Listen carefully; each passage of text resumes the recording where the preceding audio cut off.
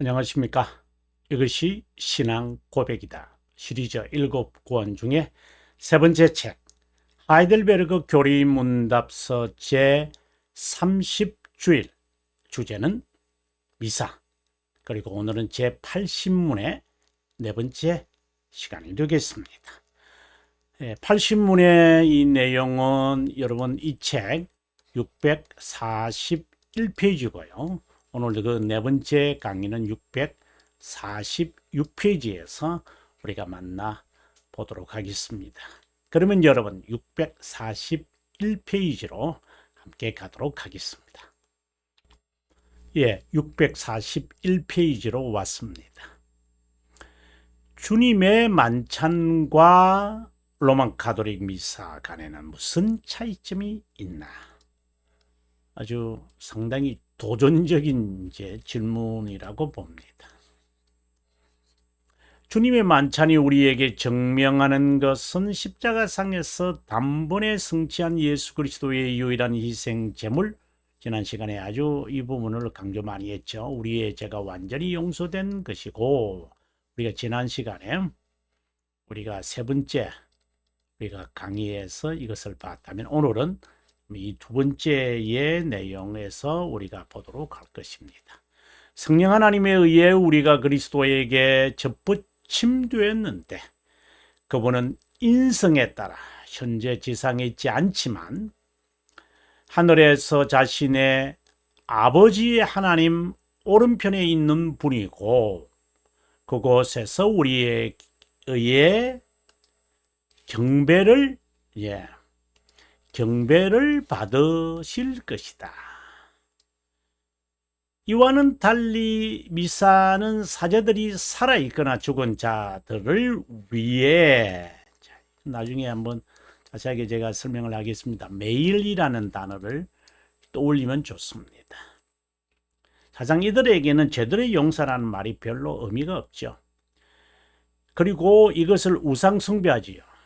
화채설, 이거는 화채설이잖아요. 화채설이기 때문에 별 의미가 없습니다. 그래서 미사는 실제로 예수 그리스도의 단번에 드린 희생제물과 고난을 부인하고 저주받은 우상숭배와, 그래서 결론이죠. 우상숭배다. 이렇게 결론을 내릴 수 있겠습니다. 자, 그러면 646페이지로 가도록 하겠습니다. 성찬이 증명하는 두 번째는 성찬이 한 두 번째죠. 물론 괄호 1의 이야기입니다. 영원한 중보, 영원히 중보한다는 것이다. 성령 하나님은 선택된 자를 향한 이 중보자, 그리스도의 구속 사역을 각자에게 적용한다. 사실상 좀 더 부연 설명을 하면은 영원에서 완료된 거잖아요. 완료된 구원의 진리를 시간에서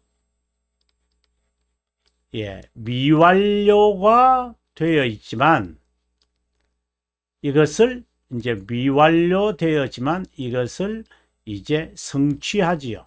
그래서 성취된 구원의 진리니까 구속 사역을 통해 구원의 진리가 성취된다. 이렇게 말하면 조금 여러분 조금 이해가 되시는지 모르겠습니다. 그래서 이런 표현들은 가장 이런 의미를 갖고 있는 거예요.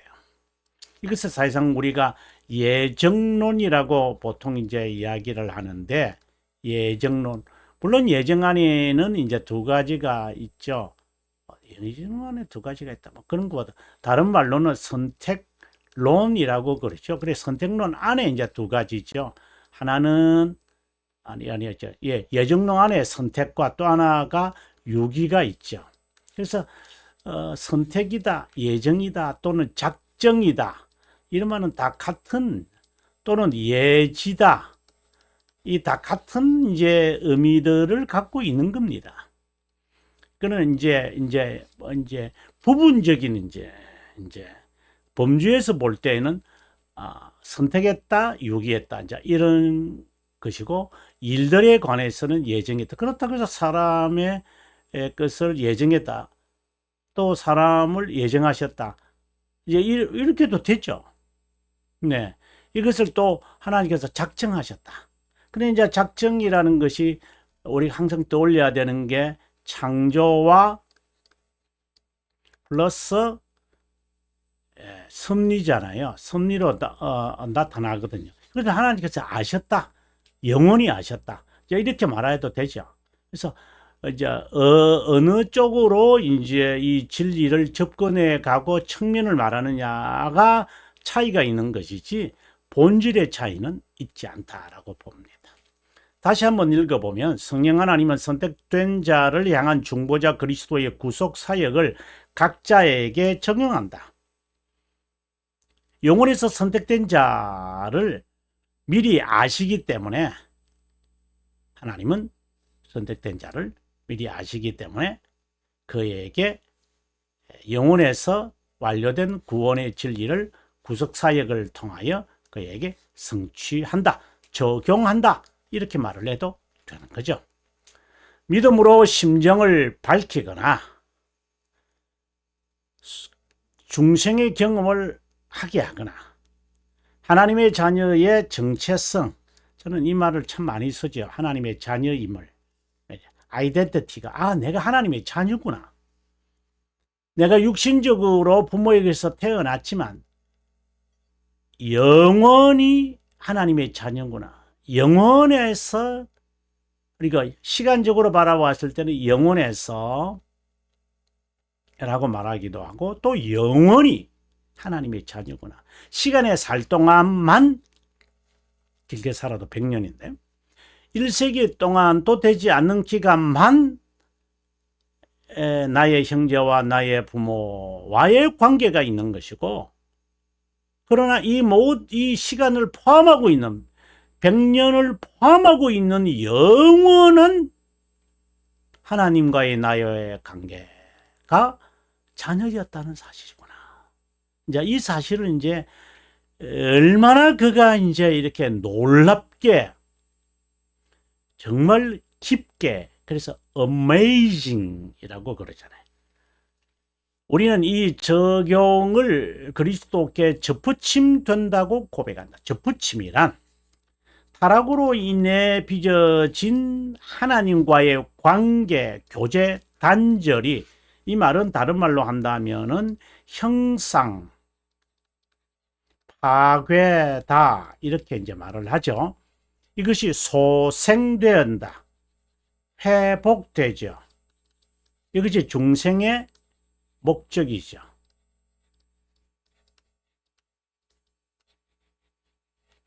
그러면 새 사람이 된 거잖아요. 새 사람이 되었어요. 그러면 새 사람의 삶이 있겠죠. 그것을 우리가 배워야 돼요. 그래서 하나님의 예정에 적합한 자로 우리가 변해져야 되고, 달라져야 되고, 그리고 성장해야 되고, 그리고 닮아가야 됩니다. 누구를 바라보면서? 그리스도를 바라보면서, 그리스도에 대한 지식을 알아가면서 흉내내는 것이 아니라, 이 접붙임은 그리스도의 옷을 입는 것이라고 말한다. 그래서 다른 말로 하면 칭이다, 정가된 의다, 이렇게 말을 한다.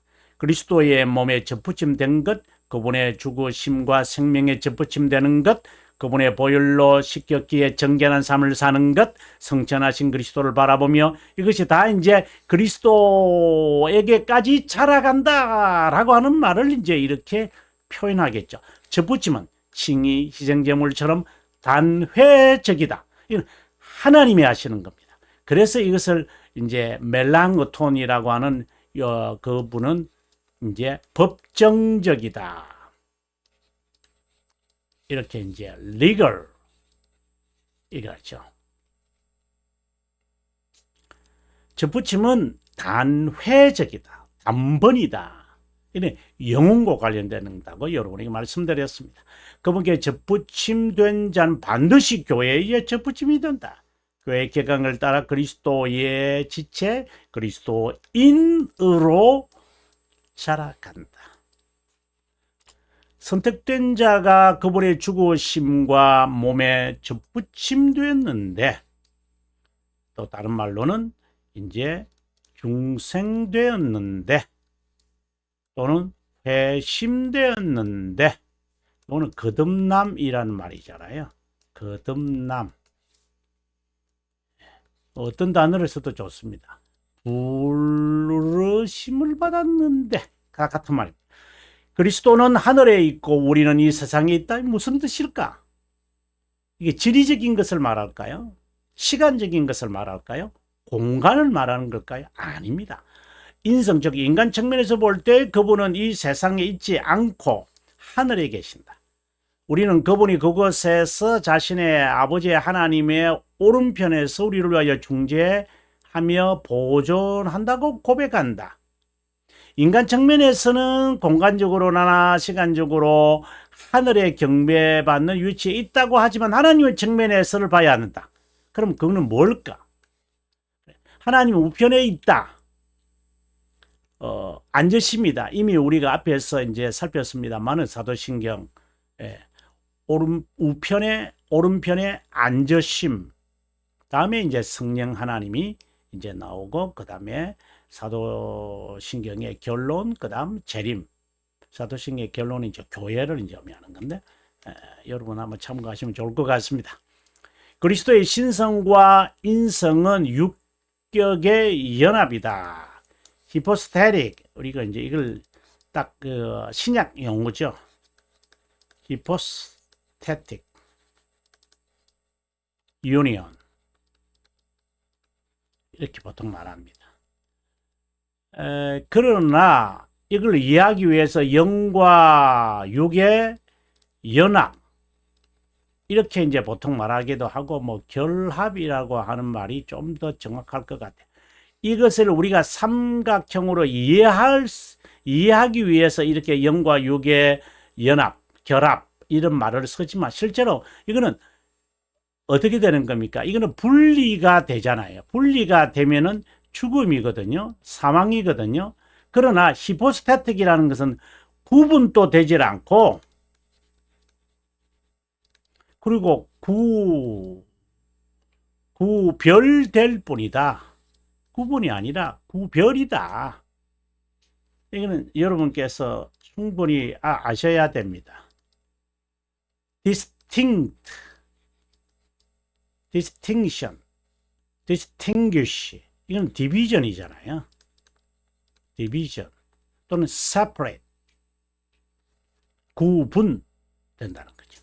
신성은 하늘과 땅을 채우고 포함한다는 거죠. 인성은 유한적이다. 리미트드다. 그리스도의 두 본성은 죽음 가운데서도 분리되지 않았고 여러분 우리의 신앙 고백은 분명히 하셔야 됩니다. 여러분 무덤 가운데 누워있을 때라도 연합되어 있었다. 분리라는 것은 전혀 있을 수 없습니다. 심지어 유아 때에도 신격이 멈추질 않았다. 너무 신기한 거죠. 두 본성은 경이롭고 신비하게 연합되어 있다.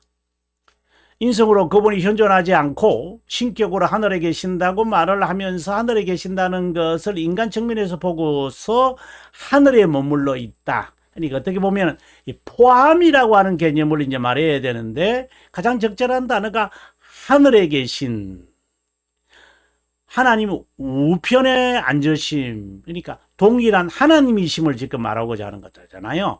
동등하심을 지금 이퀄을 지금 말하려고 하나님 아버지 우편에 앉아 있다라고 하는 것이 구분을 말하려고 하는 것은 아니죠. 이건 분명히 이제 아셔야 될 것 같아요. 신격 신성은 편재 또는 편만해 있다.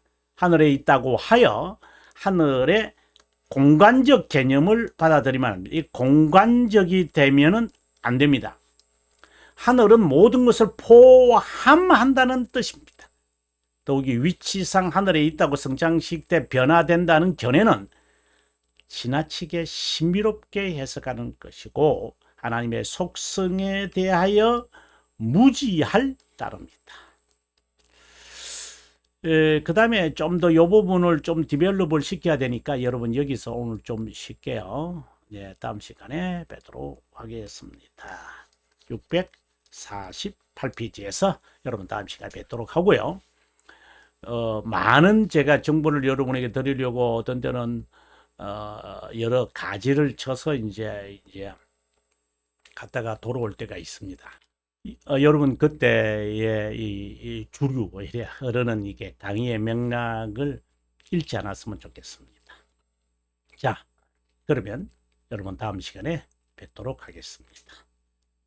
그동안 평안하십시오.